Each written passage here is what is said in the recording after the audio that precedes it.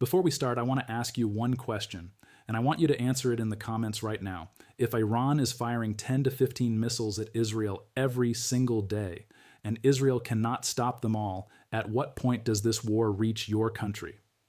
Drop your answer below. Because by the end of this video, that question will hit very differently. Welcome back, everyone. If you're new here, this channel is where we don't just tell you what happened, we tell you why it happened, what it means, and where it's going next. And today's story is one of the most important we've covered, because what happened in Israel in the last 1 hour is not just another missile alert, it is evidence that this war has entered a phase that no government is prepared to explain to you publicly. Let's get into it. Here is what we know as of right now, breaking in the last hour. Iran has fired another ballistic missile barrage at central Israel.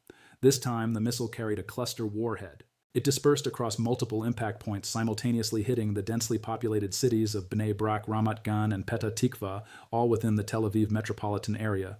Cars are on fire. Residential buildings are damaged. A rescue worker was photographed carrying an infant from the impact site in Bnei Brak. A child was photographed looking on as first responders worked at the strike scene just meters from a residential neighborhood. According to Magen David Adom, Israel's emergency medical service, multiple people have been treated for injuries, including children. A 23-year-old man is in moderate condition. 6 children are among the wounded, and this is not wave 1 of the war. This is day 31, 31 consecutive days of missile strikes on Israeli cities. And today, right now, as you watch this, the sirens are still going off. But here is the detail that mainstream coverage keeps missing, and it is the detail that changes everything. When you hear the word interception, when a news anchor tells you that Israel's air defense successfully intercepted an incoming missile, your brain processes that as threat neutralized, problem solved, city safe. That understanding is dangerously incomplete. Here is what actually happens when Iran fires a cluster warhead missile at a population center. The missile launches. Israeli radar detects it. The air defense system fires an interceptor. And in many cases, the interceptor hits the main missile body. Interception confirmed. Success reported. But here is what the cameras don't show you. The cluster warhead is designed to open before interception. Before your interceptor reaches it, the outer shell has already split apart and dozens of smaller submunitions are already falling, unguided, toward the ground below. You successfully destroyed the delivery vehicle. The cargo has already been released. Those submunitions, each one a small explosive capable of killing anyone within its blast radius, fall across streets, rooftops, playgrounds, and parking lots. They land in gardens. They slide under cars. They wedge into the cracks of buildings, and some of them don't explode immediately. The Israeli military is currently investigating how one of these submunitions penetrated the reinforced wall of a residential safe room in Petah Tikva. That safe room was built to withstand conventional missile blasts. A cluster bomblet went through it anyway. Human Rights Watch confirmed just yesterday, March 30th, 2026, that Iran has now conducted at least 3 separate confirmed cluster munition attacks on Israeli population centers since the war began on February 28th. At least 4 Israeli civilians have been killed in these specific cluster strikes.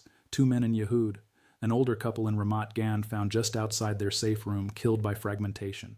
Iran has not joined the 2008 Convention on Cluster Munitions. It is under no international legal obligation to stop using them, and it is not stopping. Now let's talk about pace, because this is where the deep analysis begins and where the mainstream narrative completely falls apart. On the first day of this war, February 28, 2026, Iran fired close to 100 ballistic missiles at Israel in a single day. Today, day 31, Iran is firing approximately 10 to 15 missiles per day. News anchors look at that number and say, Iran is weakening. Iran is running out. The campaign is working. That analysis is surface level, and here is why. Yes, Iran's daily launch rate has dropped by more than 90%. US and Israeli strikes have destroyed a significant portion of Iran's mobile missile launchers. That is real. That is documented. That is a genuine operational success. But here is what that number does not tell you. 10 to 15 missiles per day, every day indefinitely, is not a sign of weakness. It is a sign of rationing. Iran still has a missile stockpile. Iran's military planners made a strategic decision, a decision that should alarm every analyst watching this conflict, to shift from mass barrage to sustained daily harassment at a pace they can maintain for months. Think about what that means operationally. At 10 to 15 missiles per day, Israel's air defense systems must remain on continuous alert status 24 hours a day, 7 days a week, indefinitely. Interceptors must be expended every single day. Operators cannot rest. Radar systems cannot cycle down. The entire defensive architecture must stay hot.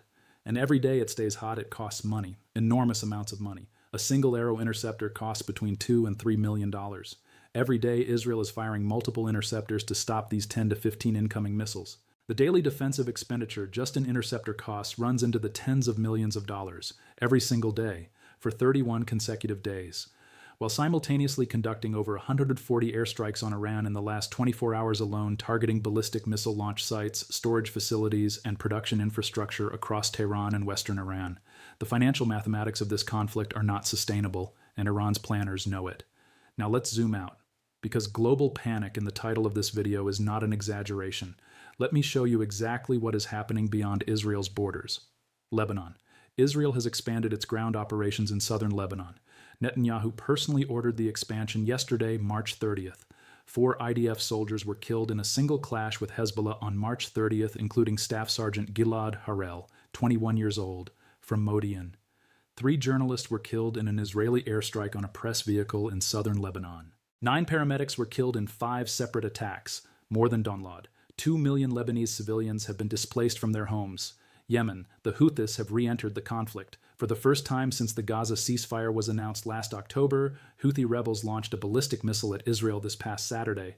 Israel is now facing missile attacks not just from Iran and Hezbollah, but from Yemen, Saudi Arabia. An Iranian strike injured 12 U.S. troops at Prince Sultan Air Base. 2 KC-135 aerial refueling aircraft, the planes that keep fighter jets in the air during long-range operations, suffered significant damage. Runways targeted. Fuel logistics disrupted. The Gulf, Bahrain, Kuwait, Qatar, and the UAE have all reported Iranian attacks on energy sites. Kuwait's oil production was cut. Qatar's LNG exports were suspended. Oil prices moved above $108 a barrel. Before this war began, Brent crude was near $70. That is more than a 50% increase in the price of oil in 31 days. Cyprus. An Iranian drone struck a runway at a British military base in Akrotiri. Cyprus marking the first direct Iranian attack on European territory in this conflict. The Chagos Islands. 2 ballistic missiles were reportedly launched at Diego Garcia, the remote U.S. military base in the Indian Ocean. Iran denied it. The U.S. confirmed the launches. No one has conclusively attributed them. This war is no longer contained to the Middle East. It has touched Europe. It has reached the Indian Ocean.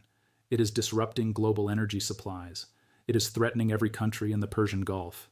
And it has been going for 31 days with no end in sight. Let's talk about the human cost, because every number in this conflict represents a person. In Iran, preliminary figures suggest Donlad, 937 people killed by U.S. and Israeli strikes. That number includes military personnel, government officials, and civilians. The U.S. Pentagon used a precision strike missile previously untested in combat in an attack that struck a sports hall and an elementary school near a military compound in the city of Lamerd, killing at least 21 people. Local officials confirmed this to Iranian media. Visual evidence was examined by the New York Times. As of March 27th, Iran reports damage to at least 120 historical sites from U.S. and Israeli strikes. In Israel, at least 20 Israeli civilians have been killed by Iranian missile strikes since February 28th. The largest single incident was on March 1st, a ballistic missile strike on a residential neighborhood in Beit Shemesh that killed 9 civilians, including 3 children. U.S. military, 13 American service members confirmed killed in Iranian attacks across the region. An additional 6 crew members were killed when a U.S. refueling aircraft crashed in western Iraq, Lebanon. More than Donlad, 0 militants and civilians killed by late March. Gulf states, 26 additional deaths across Bahrain, Kuwait, Saudi Arabia, Qatar, and the UAE. Total confirmed deaths across all parties, across all theaters in 31 days, approaching 3,000 people. And the conflict is not trending toward ceasefire. It is trending toward expansion. Here's the part that requires the most careful thinking, and the part that almost no mainstream outlet is addressing, honestly. Trump says peace talks are underway. Iran says there are no talks and calls the president deceitful. Iran rejected the U.S. 15-point peace plan. Iran insists that any ceasefire must include an end to the separate war in Lebanon, a condition that Israel has publicly refused. The Pentagon has requested $200 billion in supplemental war funding from Congress. Trump confirmed the request and called it a small price to pay. $200 billion supplemental on top of the existing defense budget for a war that was described at the outset as a focused operation to degrade Iran's nuclear and missile capabilities. The stated goals were regime change in Iran and elimination of its missile threat. 31 days in, Iran has a new Supreme Leader, Khamenei's son, selected after the assassination of Ali Khamenei on February 28th. The missiles are still flying. The regime has not collapsed. The Gulf is destabilized. Oil is at crisis-level prices, and the conflict has spread to Lebanon, Yemen, Iraq, Cyprus, and beyond. The gap between what this war was supposed to accomplish and what it has actually produced is not a gap that can be closed with press conferences. And Iran's current strategy, 10 to 15 missiles per day, cluster warheads targeting civilian areas, sustained pressure across multiple fronts, is designed specifically to make that gap wider every single day. Because Iran does not need to win this war in the conventional sense. Iran needs to outlast it. Today, an infant was carried from a missile strike scene in Bnei Brak. Today, cars burned in Petah Tikva from cluster bomb submunitions that spread across a neighborhood without warning. Today, Israel launched over 140 airstrikes on Iran, and the missiles kept coming anyway. 31 days, approaching 3,000 dead, oil above $108, a new supreme leader in Tehran, no ceasefire, no off-ramp, no clean answer. And the question I asked you at the beginning of this video, if Iran is firing missiles at Israel every single day, and the war is already spreading to Lebanon, Yemen, the Gulf, Cyprus, and the Indian Ocean, at what point does this reach your country? That question is not hypothetical anymore. Drop your answer in the comments. Share this video with someone who needs to understand what is actually happening, and stay with us because this war is not over.